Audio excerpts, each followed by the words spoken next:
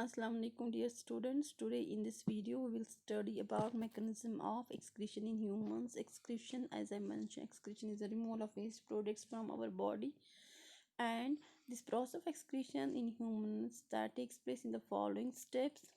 Urine formation. This urine that is formed in the nephrons, and it involves the following steps.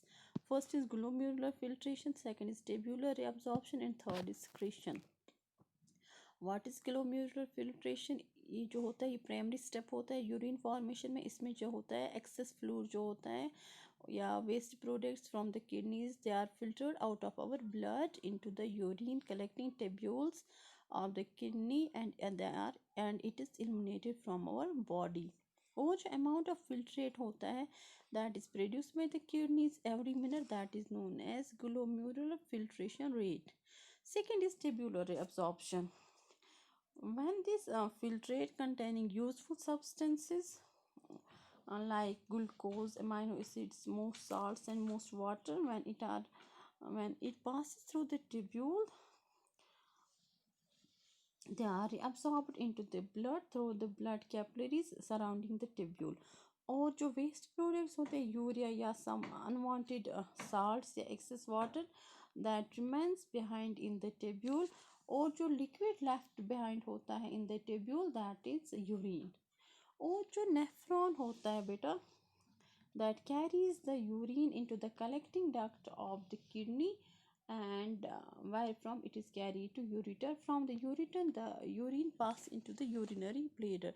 This means जो tubule होता है ये क्या करता है, ये करता है selective reabsorption of useful substance like glucose, amino acids, salts and water into the blood capillaries. और जो waste materials होते हैं वो रहते into the tubule, and from tubule it passes through the ureter and then through the urethra as urine. And third is secretion. Secretion में क्या होता है, जो पोटेशियम आयंस होते हैं, हाइड्रोजन आयंस होते हैं या अमोनिया होता है, वो सिक्रेट होते हैं out to maintain the equilibrium between the body fluids. और मिक्सचुरेशन होती है when urinary bladder is stretched and gets filled with urine formed in the nephrons. The receptors present on the urine walls of the urinary bladder, they send signals to the central nervous system and thereby allowing the relaxation of sphincter muscles to release urine. This is known as micturition. Or this is how this urine formation takes place in our body. And there is another term you might have heard, renal failure और kidney failure. हम अक्सर सुनते हैं कि kidney failure है उसको, फिर वो पेशेंट कैसे सरवाइव करता है।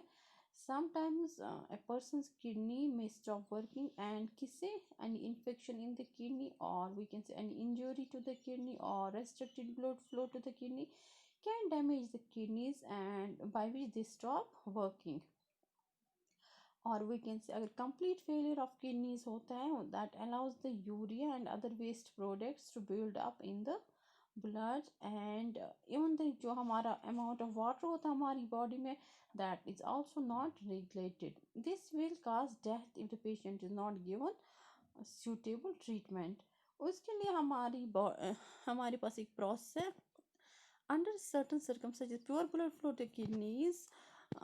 In such situations, artificial kidneys are used for blood filtration, and that process is known as dialysis. This means dialysis क्या होता है, इसमें क्या होता है, अगर हम kidney plant, if a kidney transplant is not possible due to some reason, या तो हम किडनी ट्रांसप्लांट करते हैं, अगर अब पॉसिबल नहीं है उसके लिए जो होता है उस पेशेंट को that is treated by a machine that is known as artificial kidney. And artificial kidney की ये वो device है that is used to remove nitrogenous waste products from the blood. Here is a dialysis. You see how dialysis takes place. इसमें क्या होता है, जो blood of person होता है जिसको किडनी फेलियर होता है वो उसको क्या करते हैं, उसको डायलिसिस करते हैं. डायलिसिस आपको ये याद रखें कि dialysis is a procedure use for cleaning the blood of a person by separating the waste substance from urea, waste substance like urea from it. और इसमें क्या होता है बेटा, जो blood from an artery in the patient's arm that is made to flow in the dialyser. आप देखते हो जो पेशेंट की आर्टरी होती है, renal artery, that is connected to the dialyser और दिस डायलिसिस मशीन। एंड इसमें क्या होता है, जो ये डायलिसिस मशीन होता है, ये that's made up of long tubes of selectively permeable membrane like cellulose का बने हुए होते हैं ये लॉन्ग ट्यूब्स, और ये कॉइल्ड होते हैं in a tank called dialysing solution. और जो ये डायलाइजिंग सॉल्यूशन होता है, इसमें होता है वाटर, होता है ग्लूकोज, होता है साल्ट्स होते हैं in similar concentration to those of normal blood. And जब ये पेशेंट का ब्लड इस डायलाइजिंग सॉल्यूशन में किससे फ्लो करता है, जो इसमें वेस्ट होते हैं लाइक यूरिया होते हैं in it, they pass through the selectively permeable these cellulose tubes into the dialyzing solution।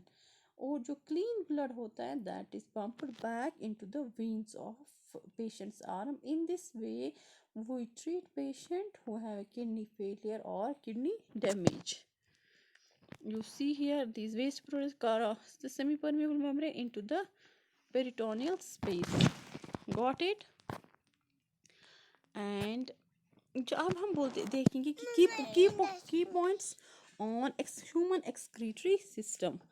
की points on human excretory system, आप ये याद रखो कि ह्यूमन एक्सक्रीटरी सिस्टम जो है that includes the organs that facilitate the removal of nitrogenous waste from our body.